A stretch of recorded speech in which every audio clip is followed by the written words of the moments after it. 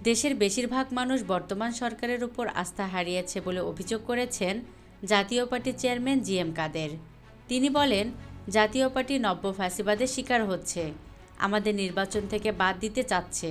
বেশিরভাগ মানুষের প্রতিনিধিত্বকারী রাজনৈতিক দলগুলোকে বাদ দিয়ে নির্বাচন করলে তাতে গ্রহণযোগ্য সরকার গঠিত হবে না।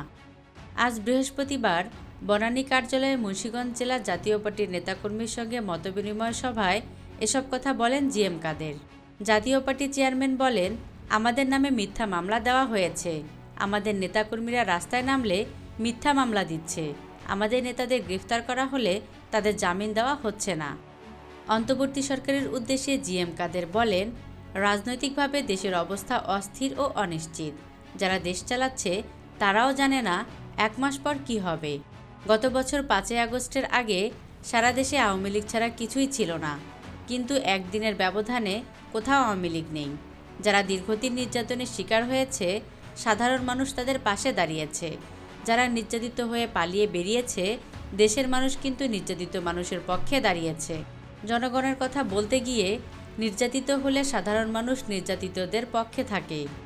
জিএম কাদের আরও বলেন, দেশের বেশিরভাগ মানুষ বর্তমান সরকারের ওপর আস্থা হারিয়েছে। দেশের মানুষ বর্তমান সময়ে শোডাউন করা দলগুলোর উপরও বিরক্ত।